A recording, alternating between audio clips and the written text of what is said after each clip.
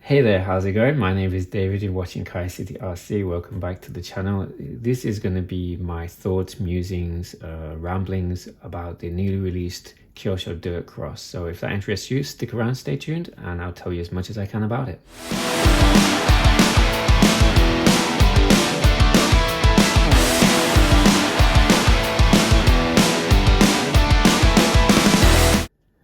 Okay, so the Dirt Cross. Well, to give it its full name, it's the Kyosho Lazer SB Dirt Cross four-wheel drive. I don't know what the SB stands for, but it seems to be some kind of series that Kyosho have got going on now. So a little bit of a context backstory. The SB series started last year with the release of the Kyosho Ultima SB Dirt Master. This was basically Kyosho's answer to G-Force Genova and Tamiya BBX. I think the popularity and interest in the G-Force Genova kind of caught everybody off guard. It's hard to understate just how popular Genova has been over here in Japan.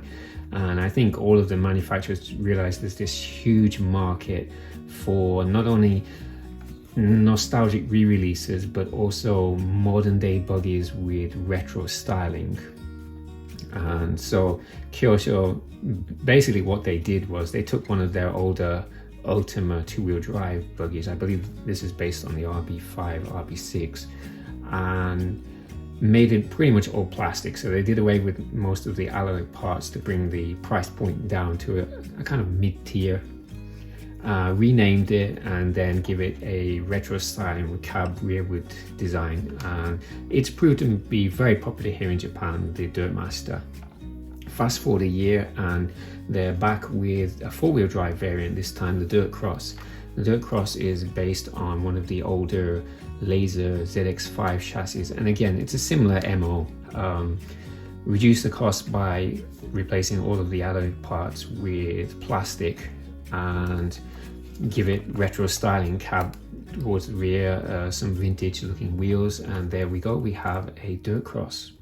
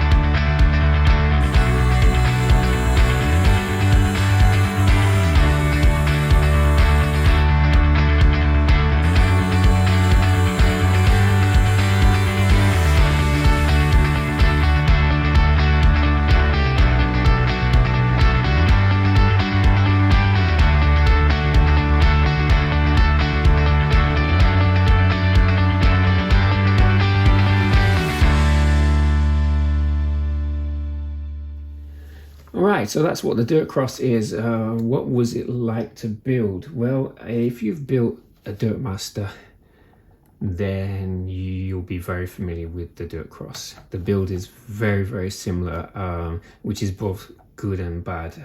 The bad being that just like the Dirt Master, none of the parts trees in the Dirt Cross are labeled. They have no markings on them whatsoever. So each individual part does not have its own part number, which means every time you're looking for a plastic part, you need to refer to page 10 and 11 of the manual to try and work out which part you need. It just makes it a little more tedious or complicated than it needs to be, and as you can imagine, when you first start off with all the parts in place, it's not that difficult to work out which part you need, but as you progressively cut parts off the trees, it just adds to the time needed to find the part you need. But it is what it is. Straightforward. I will say you will need to, I do recommend picking up a few extra bits and pieces. So just off the top of my head, this kit does not come with any shock oil, so you're going to need to pick something around the range of 400 weight oil for the shocks. You might want to pick up some bearings. So the kit is listed as full bearings. Having said that, there are a couple of places where there are what Kyosho called plastic metal, but they're basically plastic bushings.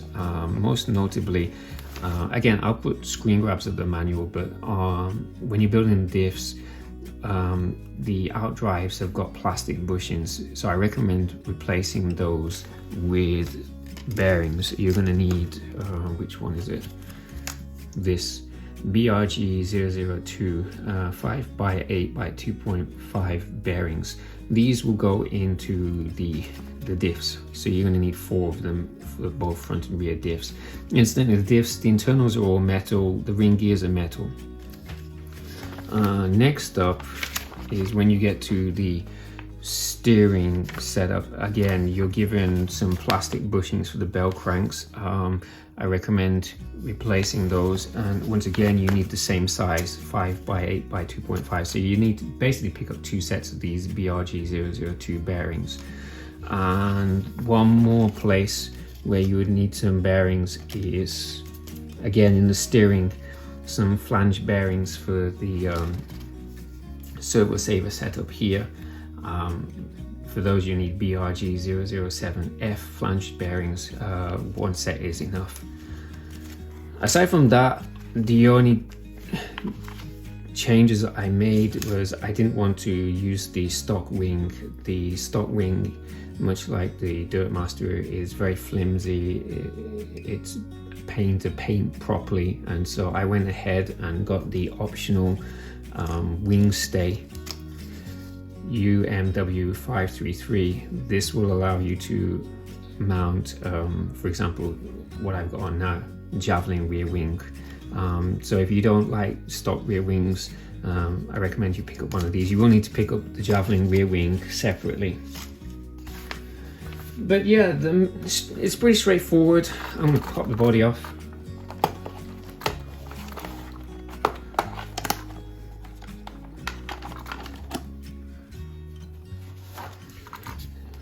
So there's the chassis. It is almost entirely plastic. You do have an alloy motor mount. You do have metal ring gears, metal diff internals, and metal prop shaft, and a few other small metal pieces. But by and large, it is all plastic, which is not necessarily a bad thing. I have run my Ultima very hard for the last year in all sorts of conditions, grass, dirt, carpet. It's seen multiple collisions, and I have yet to break anything. The plastic is held up. There's hardly any play anywhere. Yeah, it is plastic, but it's very, very good quality plastic, and it helps to keep the price point down. I would say if you're planning to buy one of these and then spend a load of money upgrading it, you're probably better off just buying a high-end buggy to begin with, because by the time you've thrown out a load of money on upgraded shocks and upgraded hinge pin bracers, etc., etc., you're just gonna raise the price to the point where it's not really that cost effective. This is clearly aimed to be a mid-tier buggy, something to fill the gap between the likes of, for example, a Tamiya TD4 or TT02B and high-end stuff from Yokomo, Associated, etc. And I'm pretty confident saying in stock form, it's going to be a real performer. Just going back to fit and finish, there is very little play anywhere in the chassis. The steering's got a little bit in it, but the rear arms had quite a bit of play in them. So I went ahead and put a couple of shims at the back here, and that's got rid of most of the play. But aside from that, yeah, it all goes together very nicely. Another point you might want to look out for is when you come to install the servo, you need to fit washers between the servo and the servo mount, but the actual washer, the top washer here, is probably not going to come out on camera.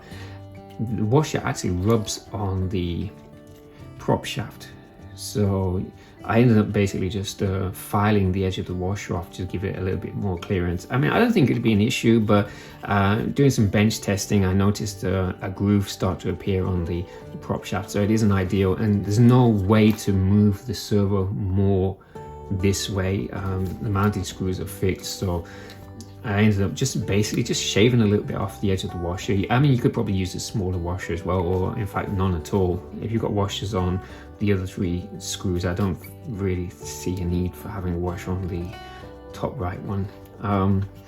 Electronic space is plenty, there's no issues there. Battery wise, it's set up to run stick packs or full-length lipos. It's not really in kit form going to accept shorty lipos. You're going to need to come up with some kind of solution. You do have a battery strap, and then rather strangely, they have you install what I would imagine was the original battery retainer post at the front, but they don't have you install the rear one because that gets covered by this polycarbonate spur gear, pinion gear cover, and it would end up being under there. So I have no idea why they want you to install that. It's just dead weight basically, so I'll pull that out. But yeah, if you wanted to fit a shorty lipo, then you're going to need to come up with some kind of solution, although there's probably optional parts for the original Lazer ZX-5 series that would allow you to do that.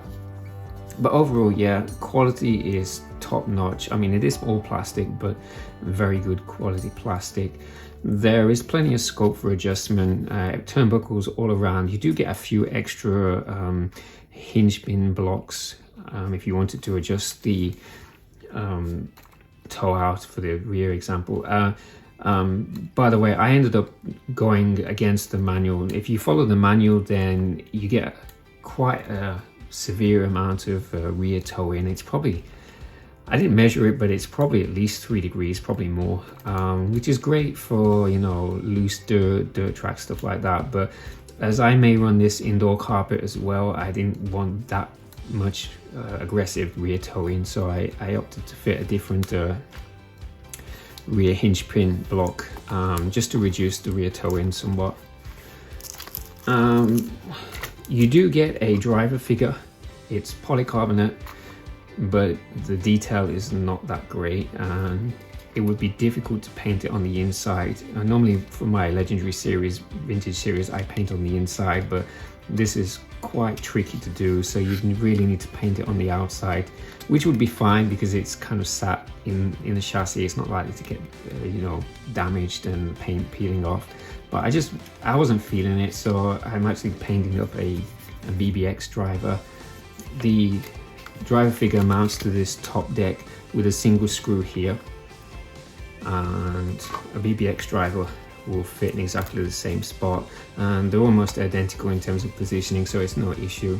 So if you do want to fit driver figure, I know a lot of people aren't too keen on them, but I just like the extra realism. You can for example, fit a Tamiya one. The body itself, straightforward. The only tricky cut line, I suppose, is this front nose area. And decals, stickers are pre-cut, so they're an absolute breeze to put on. I ended up going with this fluorescent pink simply because I got some pink left over from my Phantom build, but I cannot recommend fluorescent pink PS29.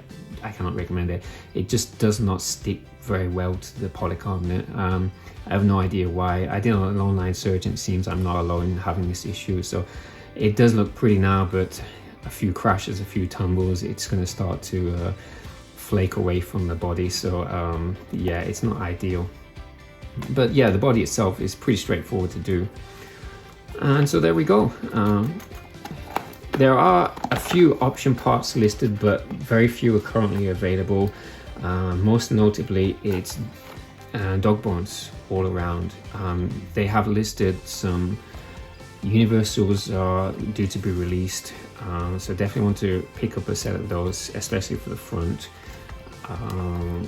What else would I recommend? That's it really. I mean, you could start spending a lot of money on upgrades and options, but in stock form this would be more than capable, more than enough. So there we go. That is the Kyosho Lazer SB Dirt Cross 4-wheel drive. I'll try and get a running video done as soon as possible. Unfortunately, my knee is a bit messed up at the moment, just getting old, I guess. So I can't really run and do my usual MO for a running video, but one is coming along with a a fine review, thoughts on the Dirt Cross. Anyway, that's it. I've been waffling on for more than enough time. I'll catch you in the next one. Thank you for watching. Kai CDRC.